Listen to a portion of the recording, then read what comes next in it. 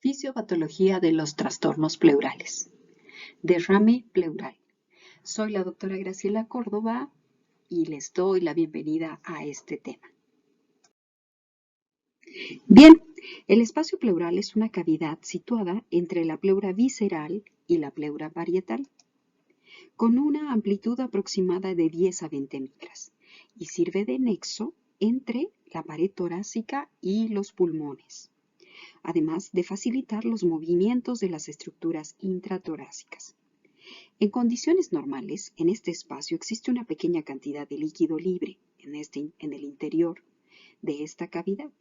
Las dos mucosas, tanto pleura parietal como visceral, actúan como membranas de tipo semipermeable, de tal forma que la concentración de pequeñas moléculas como la glucosa es similar en el líquido pleural y en el plasma, mientras que la concentración de macromoléculas como la albúmina es mucho menor en el líquido pleural.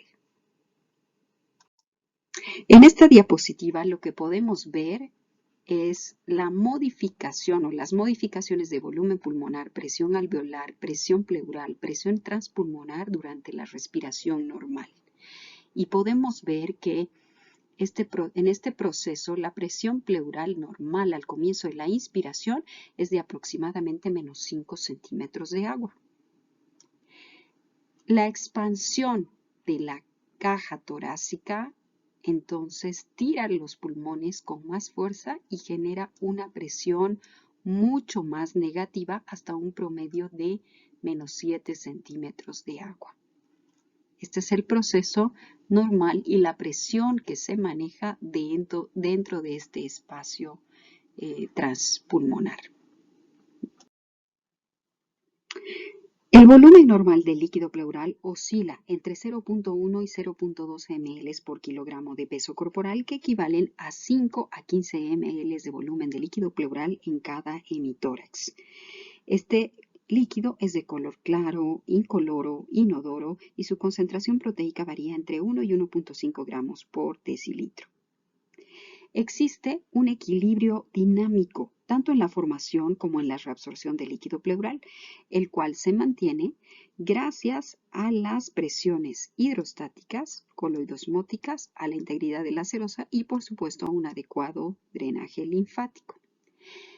En condiciones normales, podríamos decir que la composición del líquido pleural normal contiene una celularidad menor a 500 células nucleadas por microlitro, con un diferencial de 61 a 77% de macrófagos, 9 a 30% de células mesoteliales, 7 a 11% de linfocitos, 2% de neutrófilos y 0 a 1% de basófilos, con un pH alcalino de 7.6 a 7.64 y bicarbonatos respecto al plasma de 20 a 25%.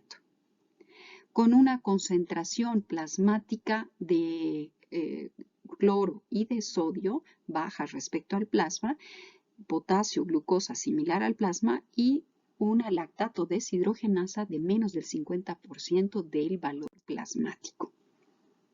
El movimiento del líquido pleural está determinado por las fuerzas de Starling de intercambio transcapilar, que plantea el balance entre la presión hidrostática y coloidosmótica, determinado por un gradiente que normalmente está presente. La presión hidrostática parietal normal es de 30 centímetros de agua, junto a la presión pleural, que es de menos 5 centímetros de agua, nos dan un promedio de 35 centímetros de agua, lo cual favorece el movimiento del líquido desde los capilares parietales hacia el espacio pleural. En oposición tenemos la presión hidrostática, o más bien en oposición a la presión hidrostática se encuentra la presión coloidosmótica o oncótica, que tiene un valor normal de 34 centímetros de agua. Las variaciones están determinadas por la cantidad de proteínas, por supuesto, que es de alrededor de 5 centímetros de agua. Por tanto, 34 menos este 5 de concentración de proteínas nos da un promedio de 29 centímetros de agua, que es el gradiente de presión que favorece el movimiento del líquido capilar desde la pleura parietal hacia el espacio pleural nuevamente. El líquido pleural que ingresa al espacio pleural proviene de los capilares pleurales, del espacio intersticial, de los vasos linfáticos intratorácicos y de la cavidad peritoneal con diferentes mecanismos de formación. Y de esa forma también el líquido pleural es reabsorbido desde el espacio pleural con movimiento desde los estomas de la pleura parietal. El líquido pleural se mueve desde las lagunas linfáticas hacia los conductos linfáticos para desembocar en los vasos linfáticos mediastinales, en la superficie superior del diafragma y en las superficies laterales de la pleura parietal. Entonces, en teoría, todo este exceso de líquido debiera ser extraído mediante el bombeo que se produce por los vasos linfáticos que se abren directamente hacia la cavidad pleural. Esa dinámica de intercambio de líquidos en el espacio pleural se considera. ¿Qué ocurre en el derrame pleural? Este resultado pleural ocurre por la acumulación de fluidos en el espacio pleural convirtiéndose en un problema. Y se produce por diferentes causas, como son el incremento de la permeabilidad de la membrana pleural, el incremento de la presión hidrostática, por elevación de la presión capilar pulmonar, incremento de la presión pleural negativa, disminución de la presión oncótica en la circulación microvascular, obstrucción del flujo linfático, que es otra de las causas muy probables y es uno de los principales componentes responsables de la persistencia del derrame pleural. El bloqueo linfático podría producirse en diferentes zonas o en el mediastino, comprometiendo la reabsorción de este. Es el mecanismo más importante de producción de derrame pleural de origen neoplásico tumoral y también puede ocasionarse en el bloqueo o la ruptura del conducto torácico que provocará un quilotórax. Otras causas son sarcoidosis, derrames pleurales posirradiación y el síndrome de uñas amarillas.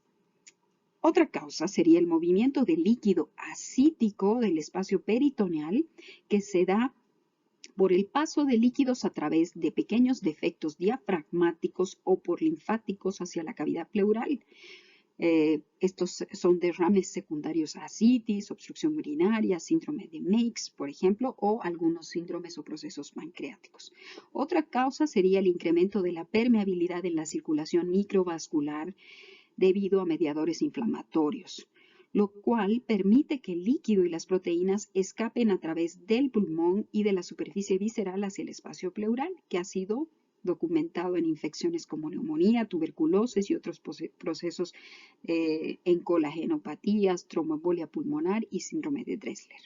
Finalmente, otra causa podría ser la separación de las superficies pleurales, lo cual podría disminuir el movimiento de líquido en el espacio pleural e inhibir el drenaje linfático, como sucede en el caso del pulmón atrapado. ¿Sí? Entonces, la presencia de un derrame pleural indica la existencia de una enfermedad, la cual puede ser pulmonar, puede ser pleural o puede ser extrapulmonar. Y pueden existir muchísimas patologías que pudieran causarlo. En el adulto la más frecuente es la falla cardíaca. De hecho, la tuberculosis, la neumonía, neoplasias, tromboembolia pulmonar. Y en los niños la causa más importante es la neumonía. ¿Qué es derrame pleural entonces? ¿Cuál es la definición? Se define como la acumulación anormal de líquido en el espacio pleural. No es una enfermedad per se, sino el resultado del desequilibrio entre la formación y la reabsorción de líquido como manifestación de alguna condición que incluso puede llegar a amenazar la vida del paciente. Sí, entonces esto tenemos que tenerlo muy en claro. Ahora, ¿cómo se clasifican los derrames pleurales?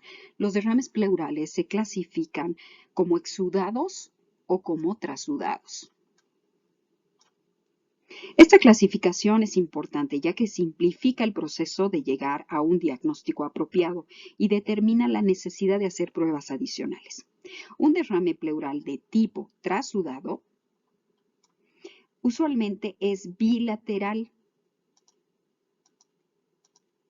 Aquí está. Usualmente es bilateral y ocurre cuando el balance de las fuerzas hidrostáticas son alteradas a favor de la acumulación de líquido pleural. La permeabilidad de los capilares a las proteínas es completamente normal. Por el contrario, un derrame pleural de tipo exudativo es con mayor frecuencia unilateral y se desarrolla cuando la superficie pleural o la permeabilidad capilar local están alteradas. Entonces, aquí podemos ver que en los trasudados ellos se van a presentar cuando existe un incremento de la presión hidrostática o una disminución de la presión oncótica, y este líquido pleural va a tener una característica de baja concentración de proteínas y de lactato deshidrogenasa. Ejemplos: cirrosis, insuficiencia cardíaca, síndrome nefrótico, hipoaluminemia. Por otro lado, tenemos a los exudados que van a ocurrir por un proceso inflamatorio y un incremento de la permeabilidad capilar. Y la característica de este líquido pleural es su gran contenido de proteínas y de lactato deshidrogenasa. Ejemplo: neumonía, cáncer, tuberculosis, infecciones virales y enfermedades autoinmunes. En esta tabla podemos ver los parámetros que diferencian trasudados de exudados en cuanto a concentración de proteínas, glucosa, lactato deshidrogenasa, relación lactato deshidrogenasa tanto en plasma como en líquido pleural, pH y presencia de leucocitos. En cuanto a su fisiopatología, podemos ver las diferentes causas que producen un trasudado, que hemos dicho que tienen relación con aumento de la presión hidrostática, disminución de la presión oncótica, aumento de la negatividad de la presión intrapleural, de la permeabilidad capilar, obstáculo de drenaje linfático por bloqueo a nivel de los estomas parietales o de los ganglios mediastínicos, paso de trasudado peritoneal o ascitis, síndrome ascítico a través de los linfáticos o de pequeños orificios en el diafragma, y ruptura de vasos sanguíneos como aneurismas, por ejemplo, o del conducto torácico. Es posible que dos o más de estos mecanismos se asocien en la génesis de un derrame. Entonces, este aumento de la presión hidrostática en los capilares o disminución de la presión oncótica, o cualquiera sean las causas, va a determinar la acumulación finalmente pasiva dentro de este espacio pleural.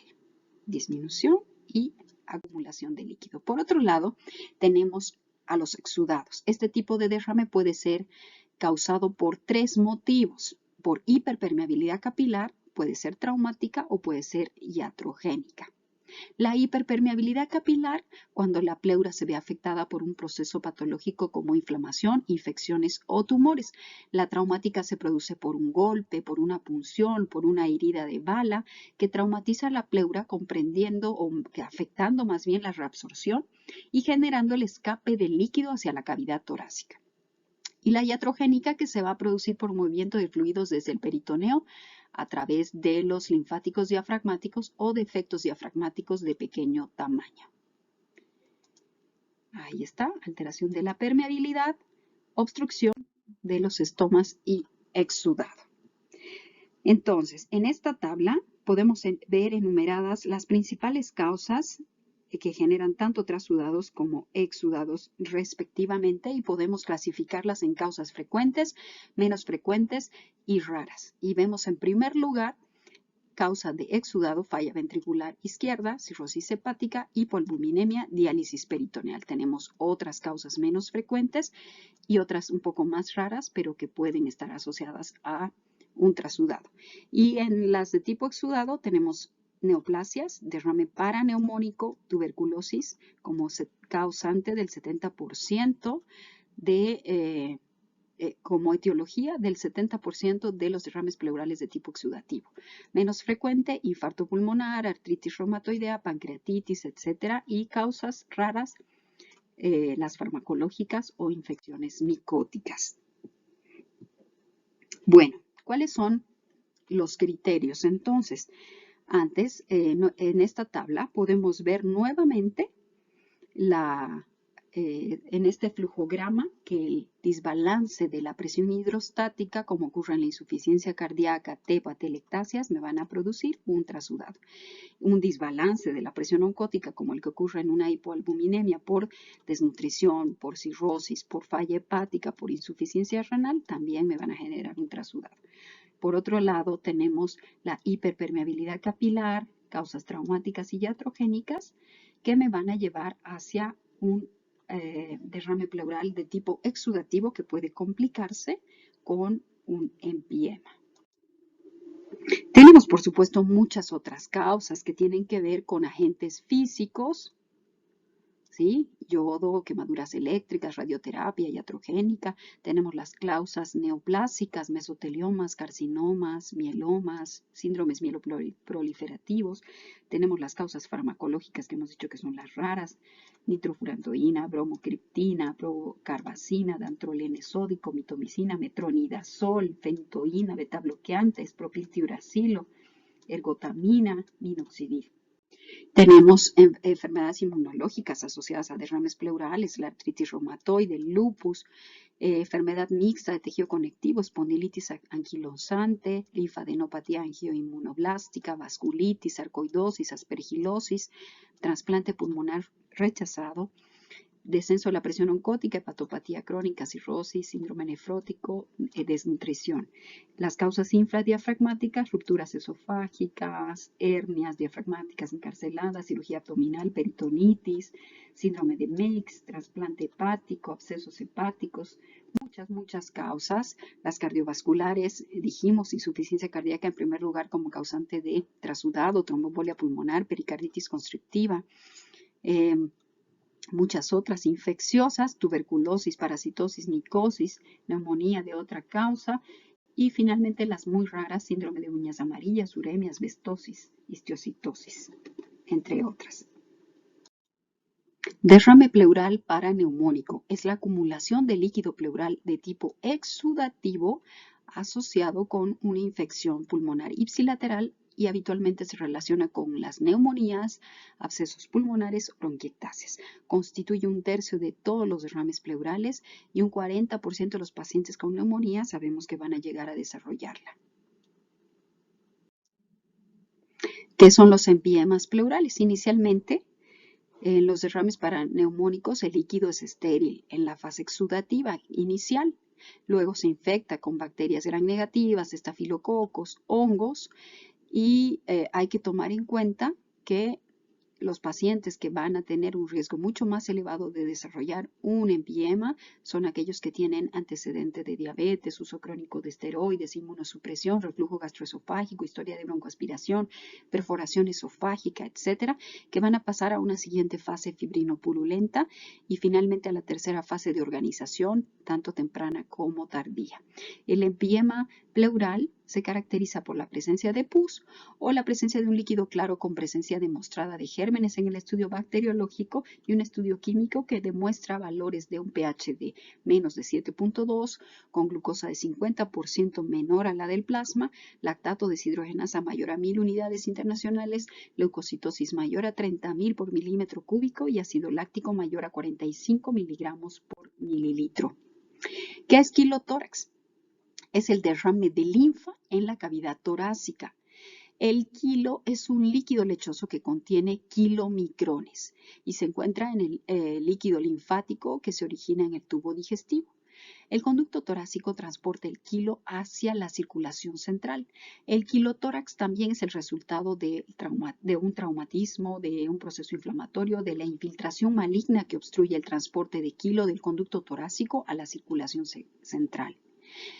Es la causa más común de derrame pleural en el feto y en el neonato, como consecuencia más bien de una malformación congénita del conducto torácico o de los canales linfáticos. El quilotórax puede ser una complicación de procedimientos quirúrgicos y del empleo de grandes venas para la nutrición parenteral total de manera iatrogénica. Entonces, el cateterismo venoso central no solo para nutrición parenteral, sino para monitorización invasiva, tipo 2. Entonces, aquí tenemos una acumulación de líquido ¿sí? Por fuga de quilo desde el conducto torácico hacia los vasos linfáticos y de aquí a la cavidad torácica. Por ruptura, ya sea ruptura, por un traumatismo, por neoplasia y se va a generar un derrame de tipo quiloso que se denomina quilotórax.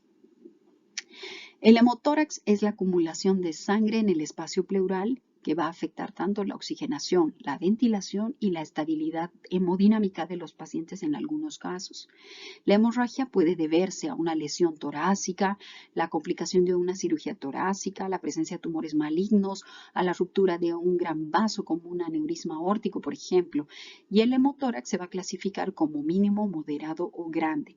Es mínimo cuando implica la presencia de por lo menos 250 ml de sangre en el espacio pleural y va a desaparecer de manera espontánea sin complicaciones en 2 semanas. Moderado es cuando llena cerca de un tercio del espacio pleural y puede producir signos de compresión pulmonar y pérdida del volumen intravascular y requiere drenaje inmediato, además de restitución de líquidos intravasculares. Es grande o masivo cuando llega a llenar la mitad o más de un lado del tórax y casi siempre es causado por la hemorragia de un vaso de presión alta como una arteria intercostal o mamaria. Requiere un drenaje inmediato y si la hemorragia continúa, una intervención quirúrgica para controlar esta pérdida. ¿Sí? Entonces, las manifestaciones clínicas que se presentan en estos casos no solamente tienen que ver con un compromiso de la oxigenación y la ventilación, sino también con datos de shock, con taquicardia, hipotensión, piel pálida, fría, hipoperfusión tisular periférica. ¿Cuál podría ser una complicación tardía de un hemotórax a largo plazo de los de tipo moderado a grande que no es tratado de manera apropiada? La generación de la fusión de las superficies pleurales por fibrina que se denomina fibrotórax. Y esta calcificación de tejido fibroso limita la expansión pulmonar a largo plazo. Bueno. En cuanto a la evaluación del paciente, la historia clínica y el examen físico son guías fundamentales para el abordaje inicial del derrame pleural. Los signos y síntomas dependen de la enfermedad de base, por supuesto, pero la tos, la disnea, el dolor torácico pleurítico son características muy comunes entre todas las causas. Al examen físico es notable la matidez a la percusión en la zona del derrame, la disminución o abolición del frémito táctil, la disminución de los sonidos respiratorios y la ausencia de la transmisión de la voz. ¿Sí? Entonces vamos a requerir una muy minuciosa historia clínica y además valernos de estudios de imagen complementarios como una radiografía de tórax, una ecografía transtorácica o transesofágica o un ECOFAST y una toracocentesis que nos va a dar finalmente mucho más específico. Entonces aquí están las manifestaciones más comunes: dolor torácico, disnea, tos seca. Al examen físico, a la inspección, existe una desviación de la tráquea, ¿sí?, hacia el lado contralateral del derrame, asimetría o abombamiento del hemitórax afectado, disminución de los movimientos respiratorios, horizontalización de las costillas con aumento de los. A la palpación, ausencia de vibraciones vocales, disminución de la expansibilidad y de la elasticidad y latido de punta desplazado la contra sitio afectado. A la percusión, matidez, desaparición de la área timpánica de trap, hipersonoridad por encima del derrame y aumento de la matidez a nivel de la columna vertebral. A la auscultación, ausencia del murmullo vesicular, egofonía, soplo pleural, vectoriloquia sobre el derrame. En cuanto a los exámenes complementarios, pequeñas cantidades de líquido pleural pueden no ser vistas en una proyección estándar frontal de radiografía de tórax, pero pueden ser visualizadas mejor en una proyección de decúbito lateral con un rayo horizontalizado. ¿Sí? Entonces es preciso tener muy en consideración ese detalle. Los signos radiológicos de un derrame van a ser estos: opacidad del hemitórax afectado, desviación contralateral del corazón y de la tráquea, ¿sí?, separación de los espacios intercostales y descenso del diafragma, aumento del hemitórax afectado, abombamiento y ausencia del broncograma aéreo. ¿Sí? Una radiografía lateral me va a mostrar derrames de menos de 100 ml, una radiografía AP derrames de 250 a 600 ml, una radiografía lateral en decúbito de 5 a 10 ml de volumen del. Este es el procedimiento que nos permite estimar el volumen del derrame. ¿Sí? Entonces se realiza esta operación, se divide A sobre B y se multiplica por 100 y nos da una sensibilidad del 67%. La ecografía es una herramienta útil para detectar derrames pequeños de hasta menos de 5 ml. Permite cuantificar el derrame, observar su evolución, caracterizar el líquido pleural, localizar con precisión el lugar donde se encuentra ubicado y además se pueden identificar loculaciones y la ecografía resulta una guía fabulosa para los drenajes, la toracocentesis, las biopsias pleurales, la colocación de drenajes pleurales. ¿Cómo se ven los trasudados por ecografía? De tipo anecoicos, no presentan tabiques. Los exudados son ecogénicos, pueden presentar tabiques, y los empiemas son ecogénicos con tabiques. El hemotórax se muestra como áreas hiperecoicas dentro del derrame o zonas de ecogenicidad variable. La TAC de tórax, si está disponible, nos permite ver en detalle, además, derrames por detrás de los lóbulos inferiores en forma de semiluna y nos permite ver el líquido loculado en forma lenticular, elíptica, sin localización específica y nos permite observar engrosamiento de pleuras a causa del. La ecografía tiene varias ventajas, es un procedimiento no invasivo de bajo costo, es utilizado, debemos tomar en cuenta que es operador dependiente y que depende de que el servicio cuente con un ecógrafo, por supuesto. Es muy sensible y específico, 100% de sensibilidad y 99.7% de especificidad para detectar derrames tan pequeños desde los 5 ml. ¿Sí? Nos permite ver engrosamientos pleurales, nodulaciones, engrosamientos diafragmáticos, neumotórax. Nos permite dirigir y evitar punción de órganos y neumotórax iatrogénico durante la toracocentesis y permite evaluar después de la toracocentesis la presencia del neumotórax y el volumen remanente. Bueno, vamos a hablar ahora de lo que es la toracocentesis o la punción pleural, que resulta ser una prueba, como vemos acá. Estamos dirigiendo nuestra aguja, es una prueba que se realiza con la finalidad de extraer el líquido de la cavidad pleural con fines diagnósticos y también con fines terapéuticos.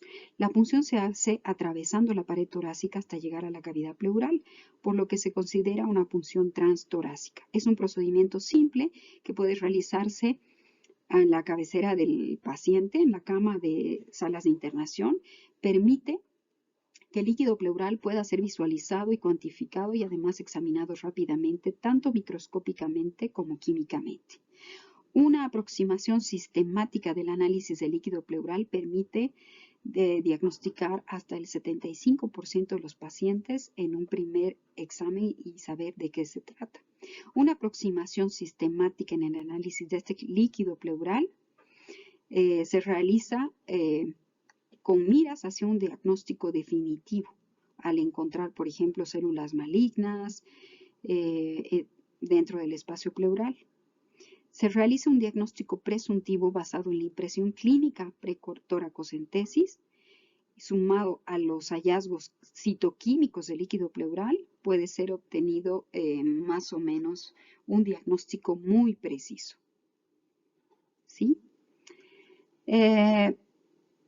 Bueno, en una toracocentesis que no es diagnóstica, el análisis del líquido pleural puede ser útil a excluir otras posibles causas como las infecciosas.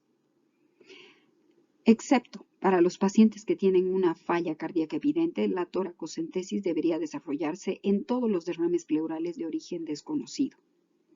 En el contexto de la falla cardíaca, la toracocentesis solo está indicada si el derrame pleural se comporta de manera atípica, como sucede en las siguientes instancias: cuando el paciente está febril o tiene dolor pleurolítico, cuando hay presencia de derrame pleural unilateral o bilateral asimétrico, y si no hay evidencia de cardiomegalia y el derrame no responde al tratamiento o manejo de la falla cardíaca. La toracocentesis es importantísima de realizar si se sospecha de hemotórax o de empiema. Si la obtención de líquido es difícil porque el derrame pleural es muy pequeño o por la presencia de loculaciones, esta se debe realizar guiada por ecografía, ya que de esta manera se van a minimizar los riesgos de neumotórax iatrogénico.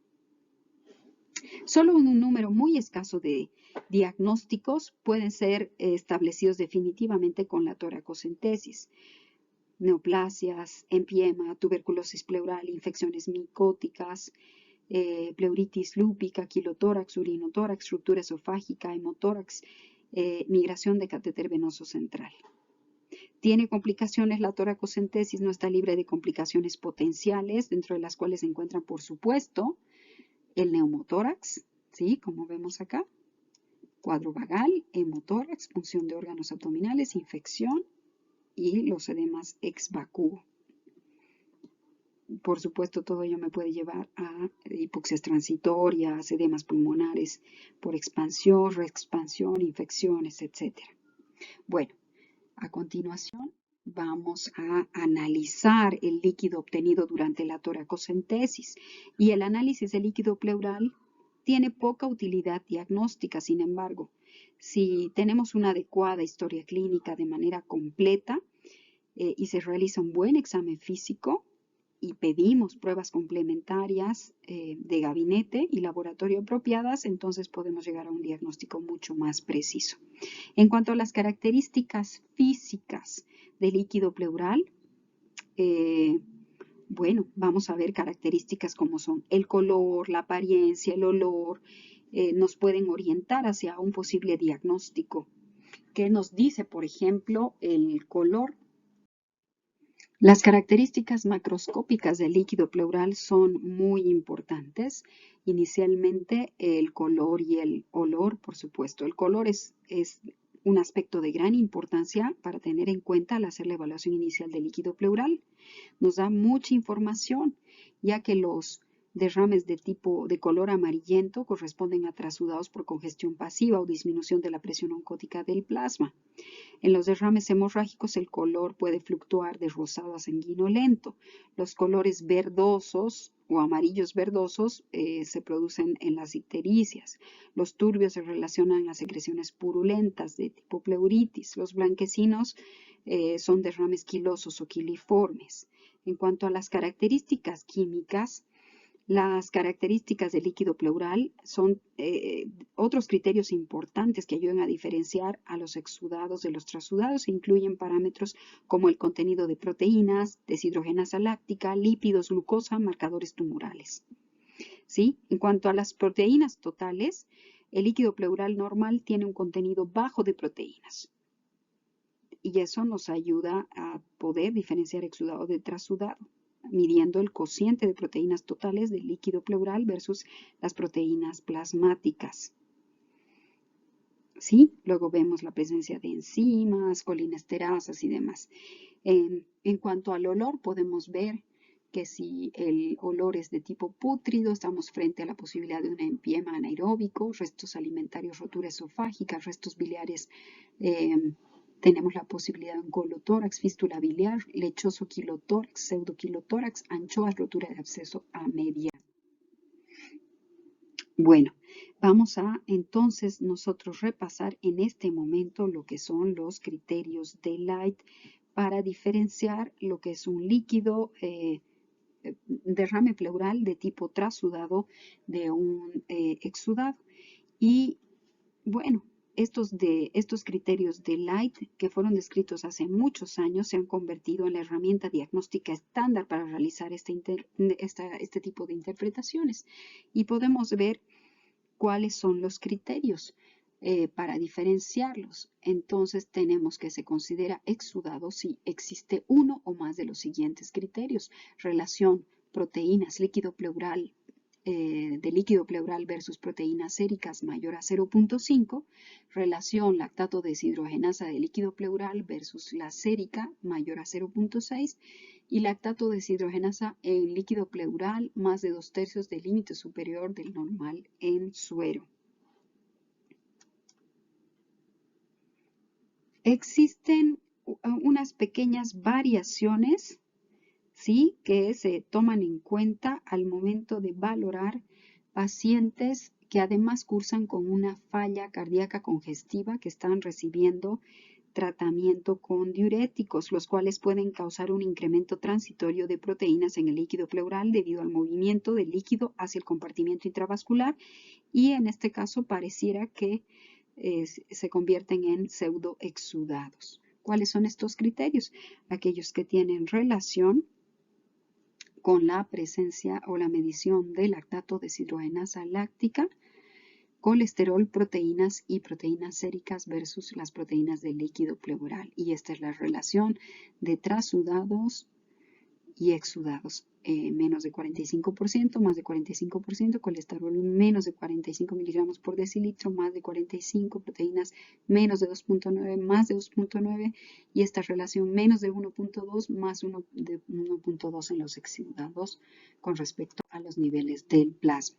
Y vemos cuál es la sensibilidad y especificidad de estas pruebas para poder diferenciar exudados. En cuanto a los criterios de Light, colesterol en líquido pleural de más de 60 miligramos por decilitro, colesterol en líquido pleural de más de 43 miligramos por decilitro, relación colesterol en líquido pleural versus colesterol sérico de más de 0.3, albúmina sérica sobre albúmina en líquido pleural de menos 1.2, vemos cuál es su sensibilidad y su especificidad. Luego vemos otros detalles que tienen que ver con la celularidad, por ejemplo, las características químicas las hemos revisado, lo que es celularidad, vemos que se habla de un hemotórax cuando el número de eritrocitos es tan grande que exige más bien un tratamiento especial de reposición de los mismos. El número de glóbulos rojos presentes en el líquido pleural da una orientación a la causa. Si son más de 100.000 por microlitro, es una neoplasia, un infarto, un traumatismo. Si se encuentran entre 10.000 y 100.000, causa indeterminada. Menos de 10.000 puede ser trasudado. El cociente hematocrito pleural, hematocrito plasmático mayor de 0.5 identifica un... El tratamiento debe abordar la enfermedad causante del derrame. Los trasudados normalmente responden al tratamiento de la causa que lo generó. La toracocentesis terapéutica solo se va a indicar cuando exista un derrame masivo que cause disnea severa. Los casos que generan derrames pleurales por enfermedad neoplásica deben ser tratados con quimio-radioterapia y pleurodesis química paliativa. El derrame paraneumónico no complicado responde a antibióticos sistémicos y en los casos complicados se debe dejar un drenaje de tórax con tubo de toracostomía.